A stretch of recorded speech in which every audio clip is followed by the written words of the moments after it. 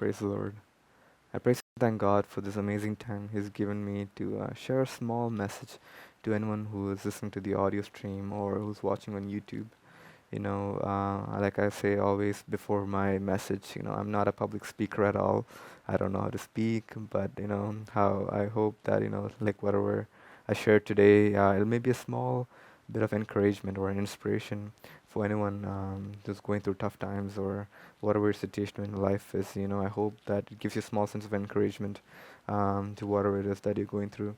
And for today's topic, I want to talk about the topic called uncertain times. And what exactly is the uncertain times? And the dictionary definition for uncertain or uncertainty is like you're unable to predict what's going to happen or unable to predict what the situation is going to be.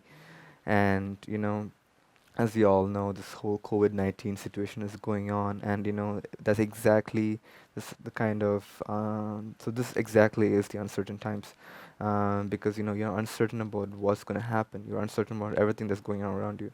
You're uncertain about if you'll have a job tomorrow, or you're uncertain about are you able to provide for your family, or you're very uncertain about like if this chance that that you might have the COVID-19 disease as well. So like it's very tough times and it's very hard times that we're going through right now. And like even through the midst of all this, only this one thing that we can be completely certain about, and that is God and our God and nothing else. And like if you read Hebrews chapter 13 verse 8, it says Jesus Christ is the same yesterday, today, and forever. And that's the only one thing that we are 100% certain about, and nothing else can change that. And even that should be our belief that Christ came into this world and He died for us, and He's not going to change today, tomorrow, or whenever. He's never going to change, and that's our belief. And He came into this world and to give us that salvation, and that's only one thing that we can be certain about, and nothing else. Not our financial situation, not our jobs, not our house, not our car, whatever it is. It's only one thing, that's Christ, and that's only one thing we can be certain about. So the question that comes is how can we cope with these uncertain times? And if I look back to the past 2 months in my life, I have been facing so many uncertain things. I wasn't sure about my job. I wasn't sure about anything that's going on.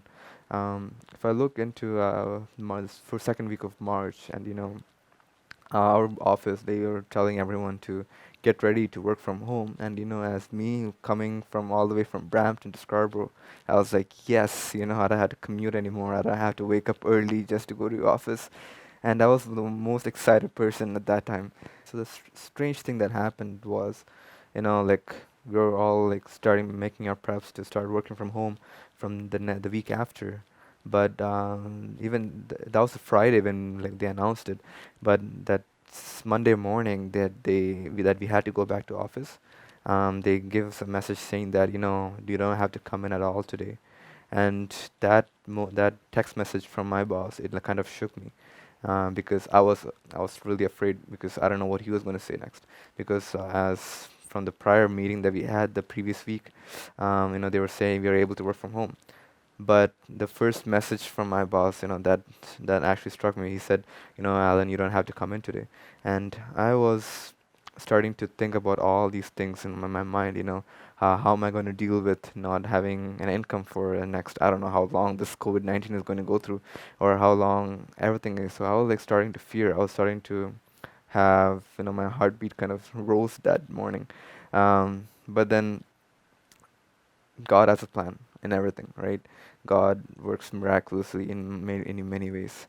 Shortly after, I realized that it was a miscommunication from my boss, and I was so thankful. I was like so thankful for not getting laid off that instant. Um, but God was faithful, and this I think maybe God blessed me too much, because for He told me not to come back to work because they felt like the workplace was not safe at all.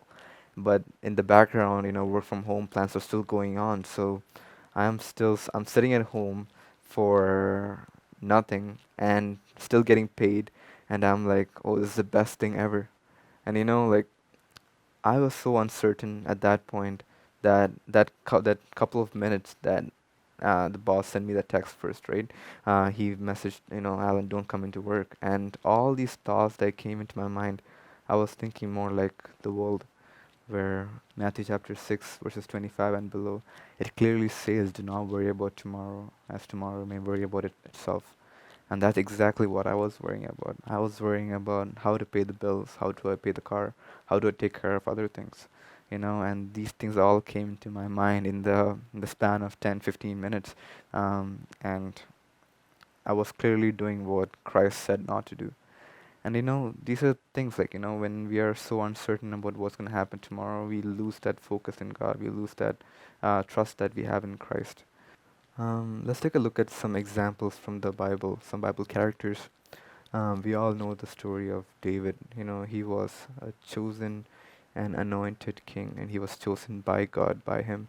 And even though he was chosen by God, he still had to like run for his life. Some scholars and some historians believe that he ran for his life for like 10 years from the wicked King Saul, and he was living in caves, and he's always constantly hiding.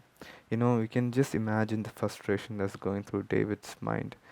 You are the anointed king, you are chosen by God, and another king, King Saul, he wanted to kill him. Imagine yourself, like if I were David, I would question God. Why did you choose me, God? And why is someone trying to kill me? If I was the chosen one, why is King Saul trying to kill me? And we can read that in 1 Samuel 19 verse 10.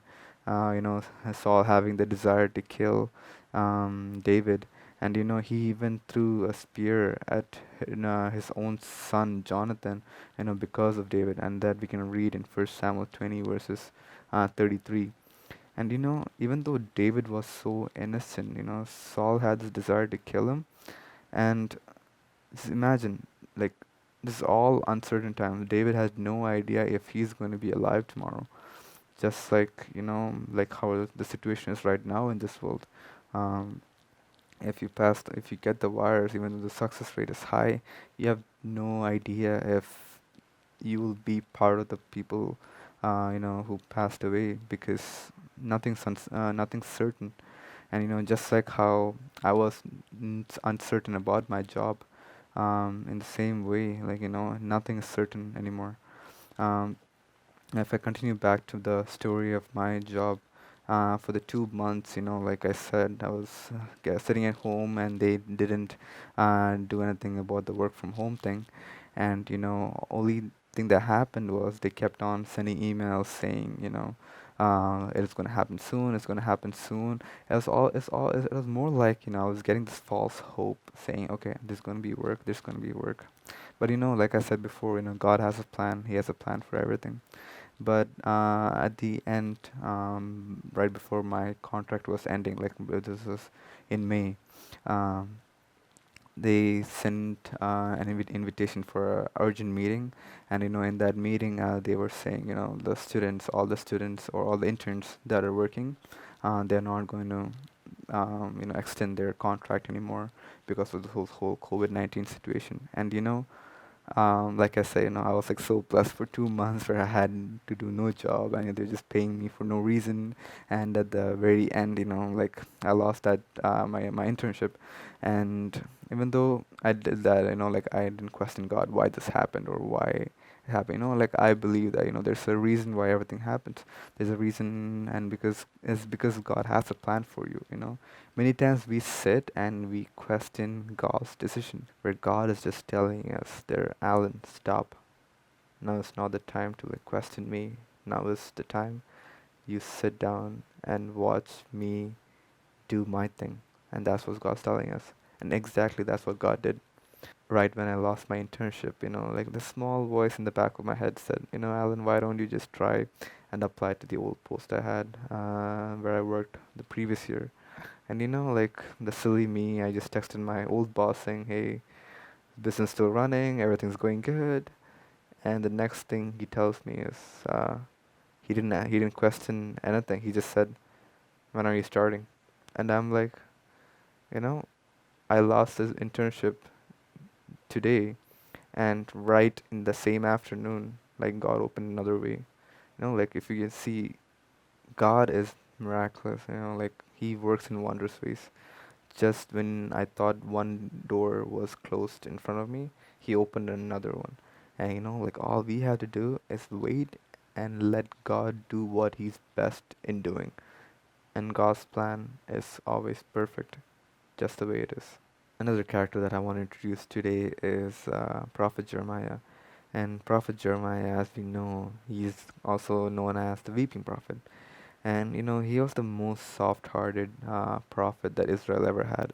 And his heart broke for the nation where he wanted to serve. Even though the people rejected his prophecies, they only wanted to hear the good prophecies. And even though they turned out to be false, they only wanted to hear the good prophecies.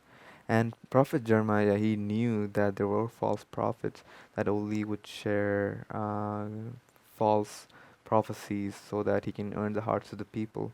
But Jeremiah's mission was not that.